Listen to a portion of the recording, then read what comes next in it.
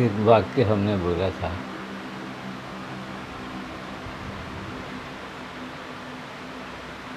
मैं जाता हूँ, जिसकी इंग्लिश बनाई गई थी आई एम गो।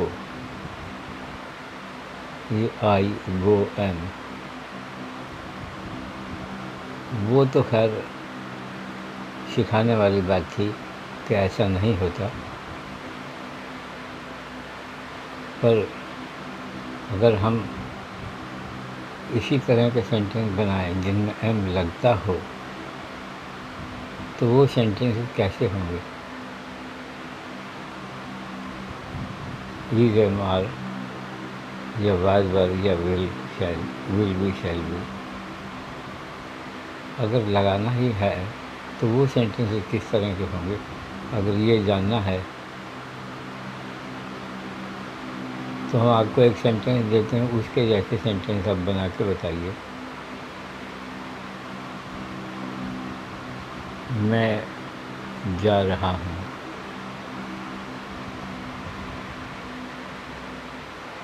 इसमें हमने मैं लिखा है, मैं बोला, हूँ बोला, जा बोला और रहा बोला। मैं जा रहा हूँ। इन चारों सेंटेंस शब्दों को मिलाकर एक ऐसा सेंटेंस बनाइए जो गलत ना हो। गलत होने पर तो आप ये कहलाएंगे ना कि आपको इंग्लिश नहीं बोलनी आती है और आप इंग्लिश बोलने वाले चैम्पियन, वर्ल्ड चैम्पियन बनते हो। ऐसी बात नहीं है। आप ऐसा कीजिए, इंग्लिश बनाना सीख लीजिए और फिर सच में ही वर्ल्ड चैम्पियन बनिए। सिखाने वाला ये चाहेगा कि कोई आपको ये ना कहे कि आपको बोलना करना आता नहीं है और आप बोलने की नाजायज़ कोशिश करते हैं, इसलिए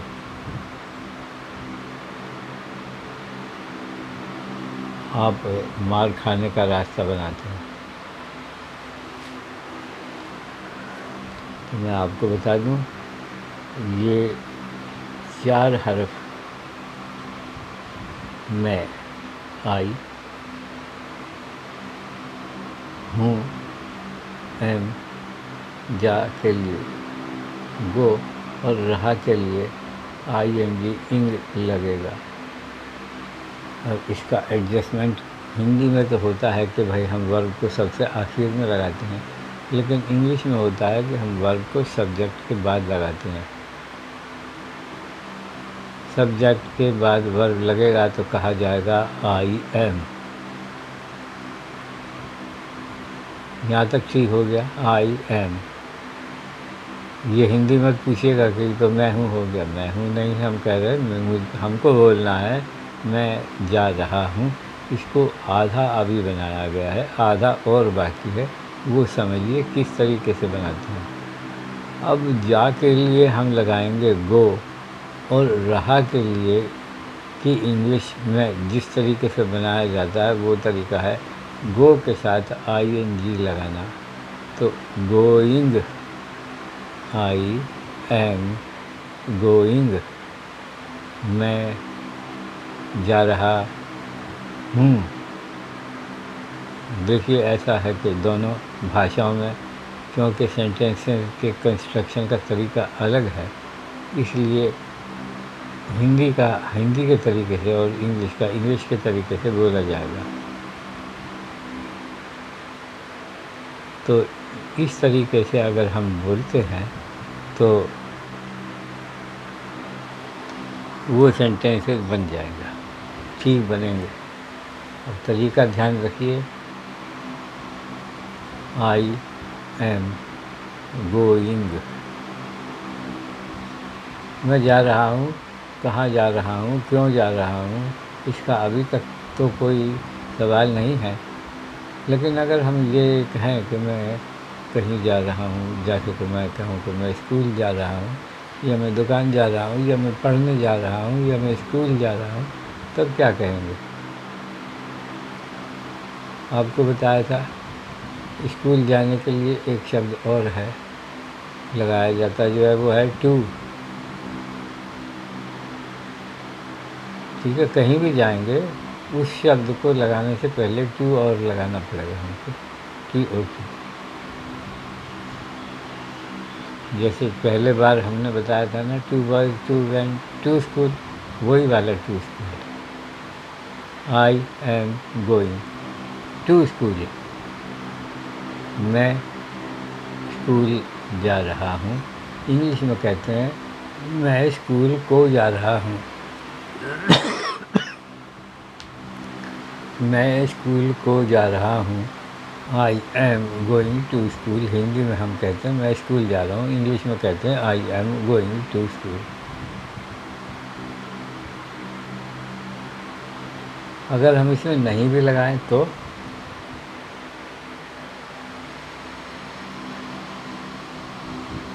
एम के बाद लगाना पड़ेगा not. I am not going to school.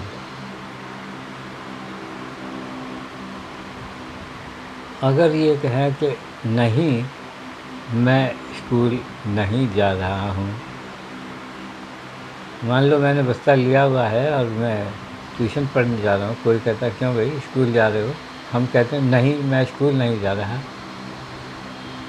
तो क्या कहेंगे इंग्लिश में? नहीं, मैं स्कूल नहीं जा रहा। हमने फट से जवाब तो दे दिया, लेकिन हिंदी में दिया ना, इंग्लिश में क्या कहेंगे? इसमें दो नहीं आ गए, कैसे कैसे एडजस्ट करोगे बाबू? Not I am not going to school, या no I am no going to school, दोनों गलत। ऐसे नहीं बोलेंगे, आप सीख लीजिए कैसे बोलेंगे, फिर बोलिए।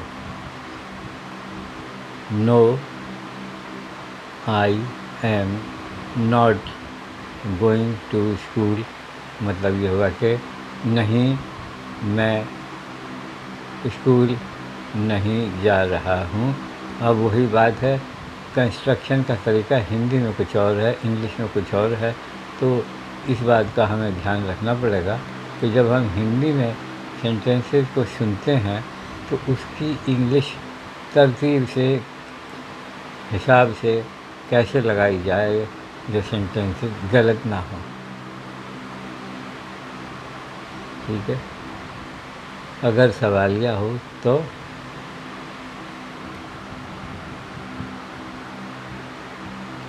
सबसे पहली बात है, क्या मैं स्कूल जा रहा हूँ?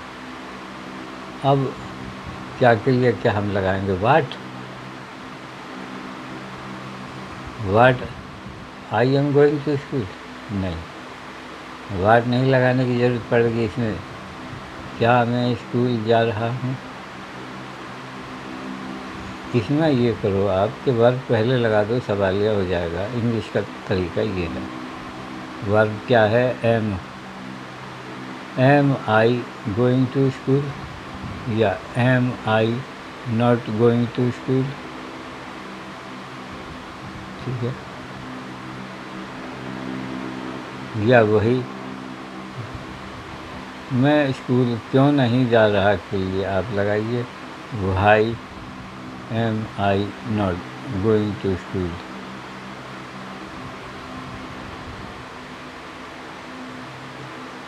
ठीक है, ये सारे सेंटेंस इसी तरह होगा, इसी तरह बनाए जाएंगे और याद किए जाएंगे।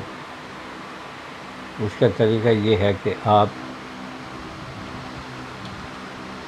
इन सेंटेंस, इस जो मैं ये स्पीच बोलता हूँ, क्लासेस लेता हूँ, पढ़ाता हूँ, इसको आप कहीं सुरक्षित कीजिए और इसको बार बार सुनिए, कई बार सुनिए, अपने पास लिख लीजिए। फिर कभी भी देखने की ज़रूरत पड़े आपको तो आप कर सकें। और तब आपको अभ्यास करने से इंग्लिश आ जाएगी। मेरे एक बार बोलने और पाठ को सुन लेने से कुछ नहीं होगा। यहाँ आपको प्रैक्टिस करनी पड़ेगी ज़बरदस्त टाइप की। और अपने आप को, जैसे एकलव्य था ना, ज़रा सी गलती हो जाती तो कहता गुरुजी गुस्से हो जाएंगे, फिर दोबारा उसे ठीक करता था।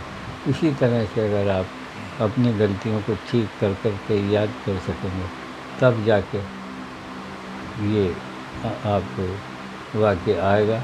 तो इसके लिए आप तैयार रहिएगा।